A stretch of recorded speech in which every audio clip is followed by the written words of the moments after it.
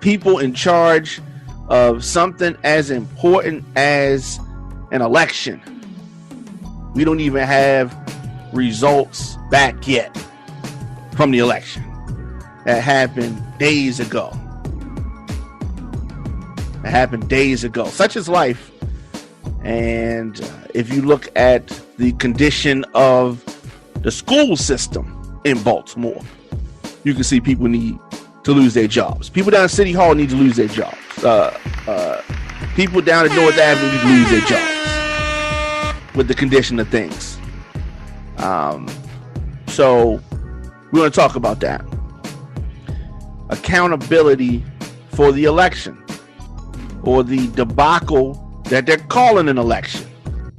People need to be held accountable for these things.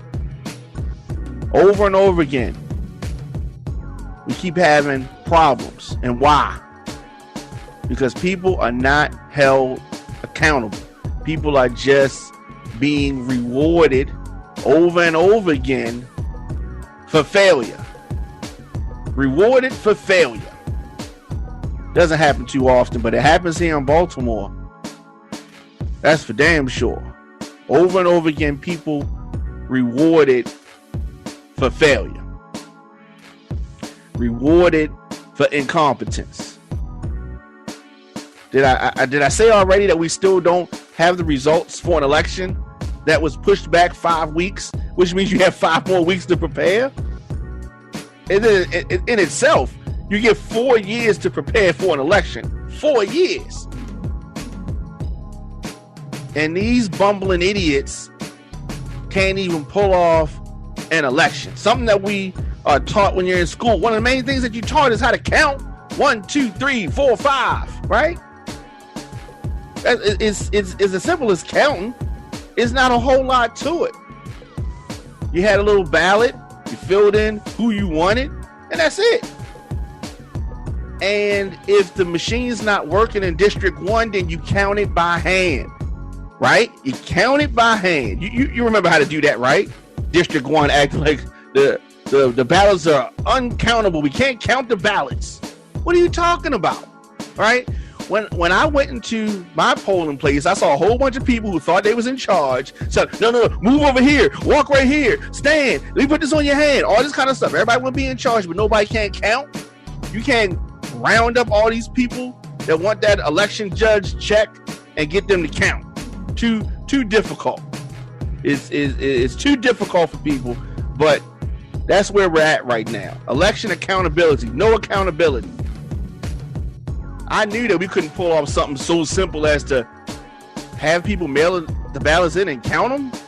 I mean, it's not rocket science. It's not rocket science. But that's where we're at. Can't even figure out who won the election. So you're going to have all these people that's going to be complaining for the next 4 years. People that's complaining that they really won, but, you know, the man took them down. The man took them down. And that's where we're at. Well, in addition to this debacle of an election, and it's really sad because this should have worked out. This really should have worked out. But it did not. Right? Did not. And I don't even know. Ultimately, I think that Sheila Dixon is going to end up being the mayor. She's in the lead. She has a pretty decent lead ahead of the nearest competitors. So that's, you know, probably where that's going to end up. I don't want to spend a whole lot of time rehashing stuff that we've already done. But at this point, they have just under 50% of the votes in. Sheila Dixon has 30% of that. Brandon Scott, 24%. So, more than likely, it's going to be one of these two. Some surprises. The poor performance of Thuru Vignarajah. I would have liked to see TJ Smith have done better as well. But Not a lot of story. The only big story out of this is that there is no story. That's the only thing that you can really surmise from this. No big story. The fact that maybe some products of Baltimore City Public Schools can't count because the votes are very simple. Just count them, right? All right, so I'm not gonna spend a whole lot of time there because we don't really have any answers than we've had the last 2 days. Not a lot by way of that. Also, we're going to get to the bail for the 3 cops. We're going to get to Drew Brees and that piece of human feces. We're going to get to Drew Brees in a minute. So, Baltimore County is preparing to fully move into the second phase of reopening. Larry Hogan, the governor, gave his orders on reopening, and it's unfolding. We're slowly getting back to a point where non-essential businesses, this is going by Hogan's orders. He wants to move the state into the second phase effective 5 p.m. tomorrow. Non-essential businesses that were previously ordered to close will begin to reopen. This includes gyms, fitness centers, movie theaters will remain shuttered. But it's interesting. So if you look at Baltimore County, which has a 7.9% positivity rating among the COVID-19 tests conducted, that is below the state average. It's below the state average. What we have is that the state gives an order, and then the individual jurisdictions a lot of times supersede those orders, or they go along with them. A variation of that, right? And it creates a lot of confusion. It creates a lot of confusion, and people don't really know what's to do with where they are. But as it relates to the state overall, you have Maryland with a stockpile of testing supplies, right? We have made great strides and improved the key metrics. Who's getting affected? What are our numbers? Those key metrics, they have improved. So you're going to start to see some non-essential businesses opening back up. Hogan said that, like Baltimore County, different local leaders will continue to have discretion on what and how fast they're going to open up. But as you know, when everybody has a little bit of power, they're just going to try to squeeze it as much as they possibly can. Most places are not going to just say, we're going to go with what the governor said. They're going to want to do their own little thing. Just because. It's just like at the election polling centers. You know, people want to tell you what to do. Hey, stop right there. Make sure you stand right here. Don't do that. Just it gives them this little feeling of being superior to people.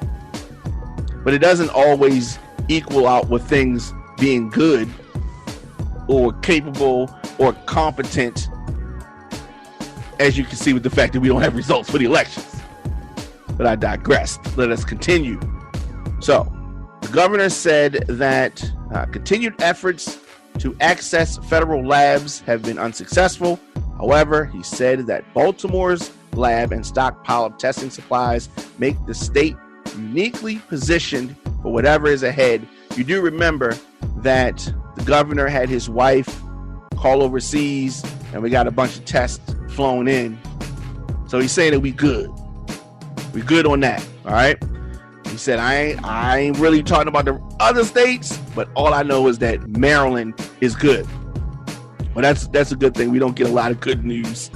So that is a good thing. Hogan also said that the 10-person limit on gatherings technically remains in place, but pointed to the protests that have taken place in Baltimore, Towson, Columbia, and Annapolis since the death of George Floyd, which is something that I've talked about.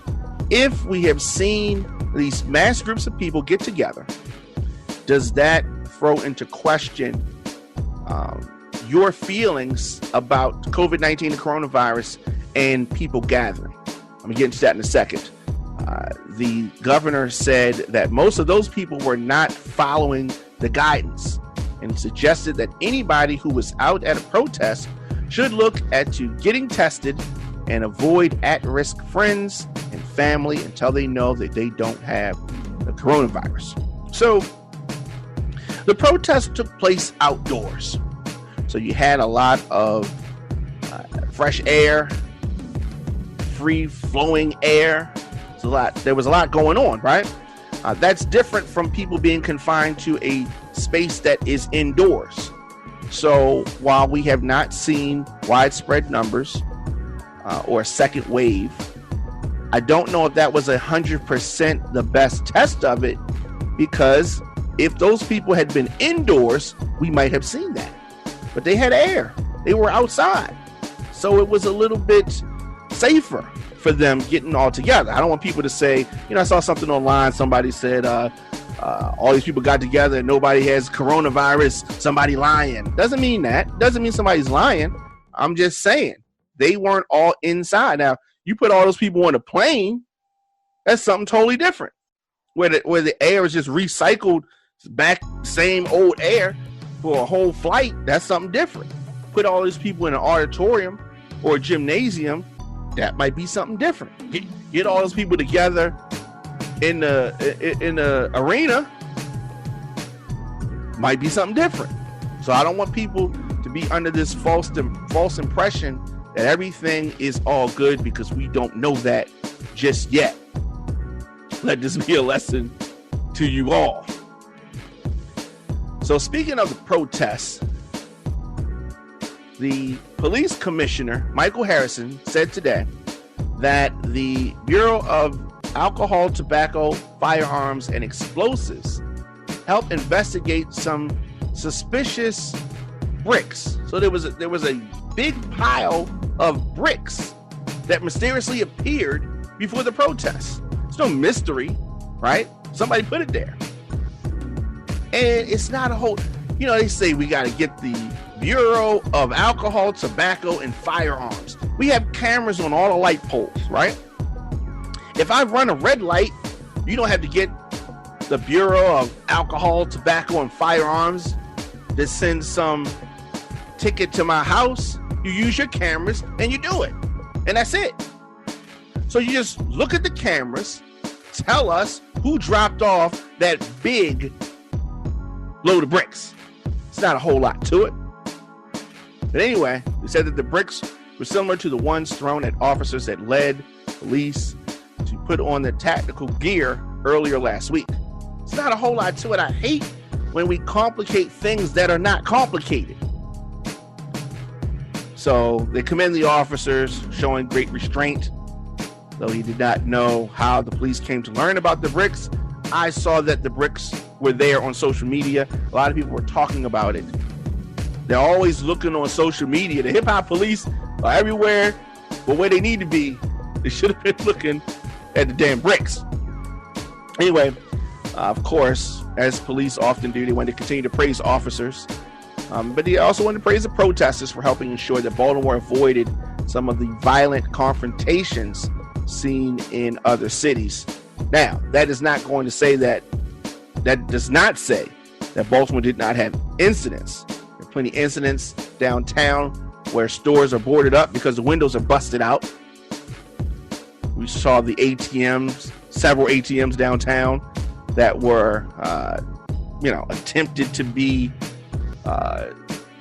robbed, but they couldn't get money out. Anyway, Commissioner Harrison said that I'm proud that the police officers exercise professionalism, restraint, tolerance, and have actually been part of showing the empathy and compassion that people would say we did not have. It's a mystery, right?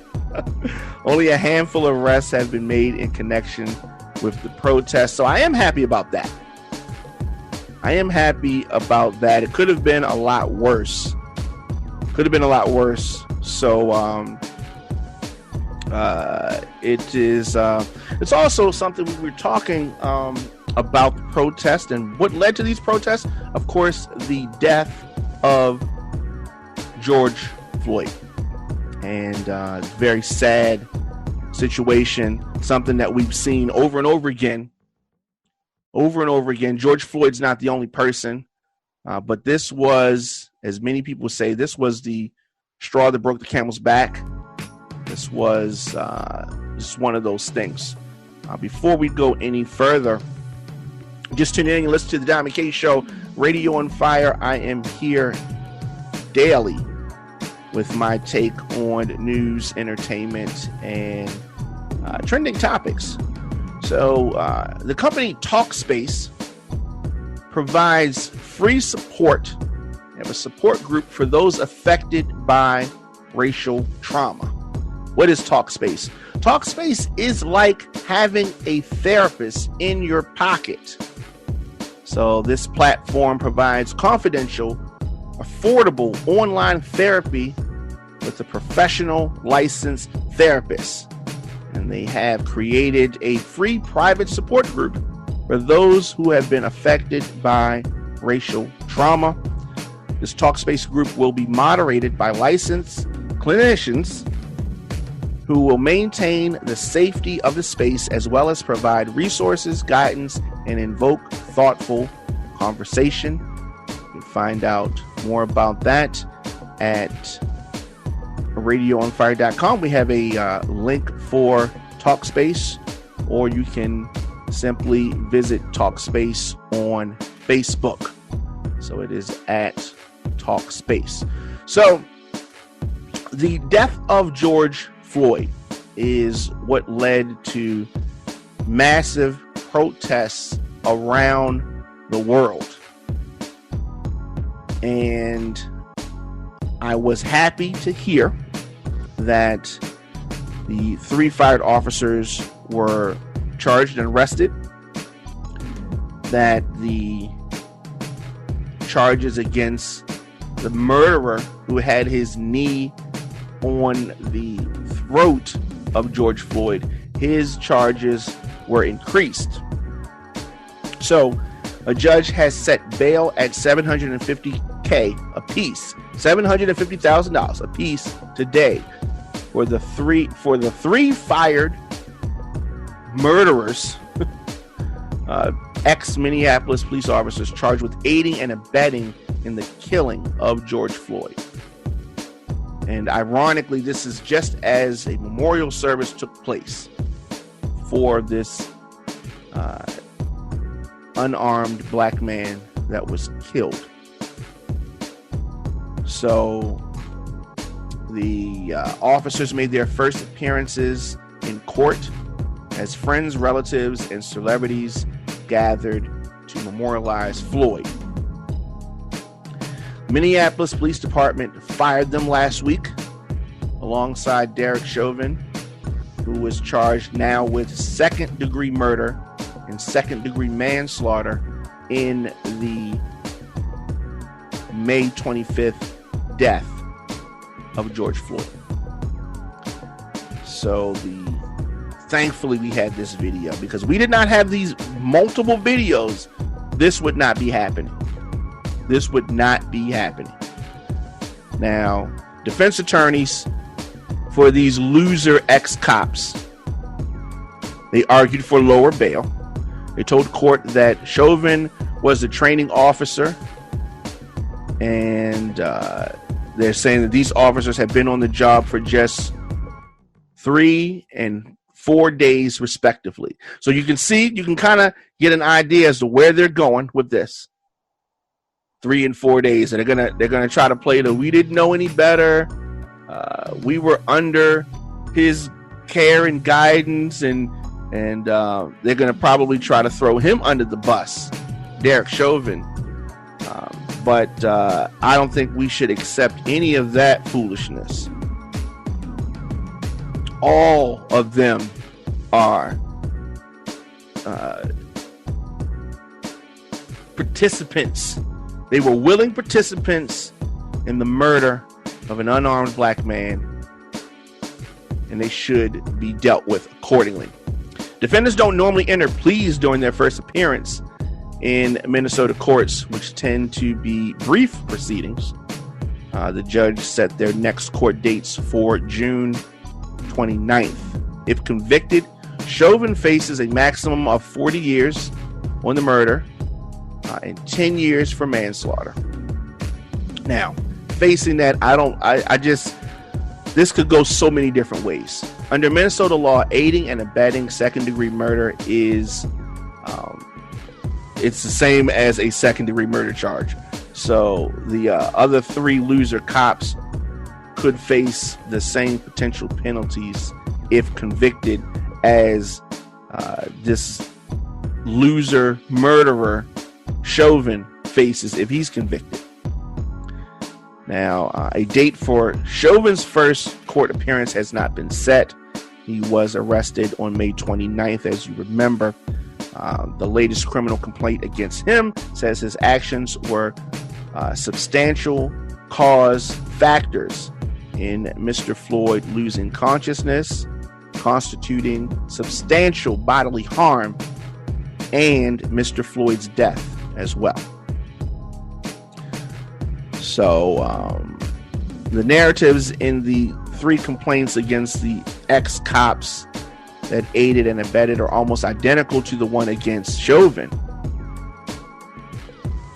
And it is this is something that protesters said that they wanted. I am assuming that protests are going to ease up some. Now, we're not going to be able to go back and rewrite history, but we can write history going forward. We can write the story going forward. And I hope that is what is going to happen. I hope that's what's going to happen. And you know, I said that we were going to get to it, and that is this piece of feces. Drew Brees, number 9 quarterback for the New Orleans Saints. He has now apologized after his comments drew severe backlash.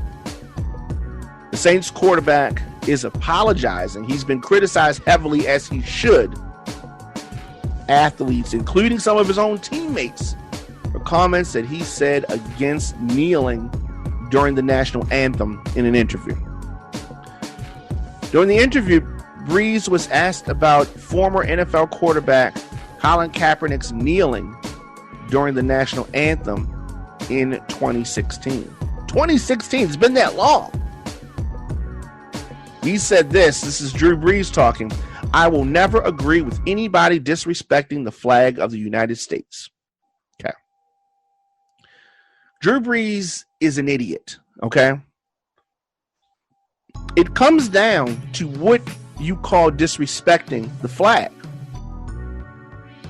When you have an officer of the law murder someone, an unarmed civilian, an unarmed citizen, that's disrespecting the flag.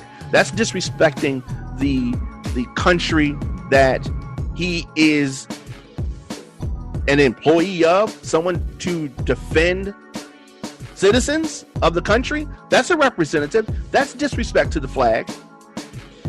But you have the nerve, Drew Brees, to consider someone voicing opposition to the racial discrimination and unfair system. You view that as disrespect, but not the murder, not police brutality as the disrespect.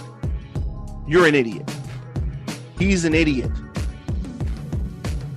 Brees continued. "In many cases, it brings me to tears thinking about all that has been sacrificed, and not just in the military, but for that matter, those throughout the civil rights movements in the 60s, and all that has been endured by so many people until this point." Brees added, "The anthem reminds him of his two grandfathers that served in World War II. I am happy that people that think like Drew Brees, people that we thought were cool, really have been exposed and to continue. I want people like this to continue to be exposed. Many major athletes have since responded to Drew Brees' statements, including LeBron James, including Ed Reed, Malcolm Jenkins, many others. Drew Brees has lost a lot of respect. I have no respect for him as a person, because after years in the NFL, years playing football, years growing up, he has now apologized for what he clearly believed all along. But in 24 hours, he didn't just change this view. He's saying it because of the backlash. He's saying it for economic reasons. But this is who he is. This is what he believes. He does not get it. He's been around black people for all these years. But this shows you what he's really thinking. You have to question who's around you, people.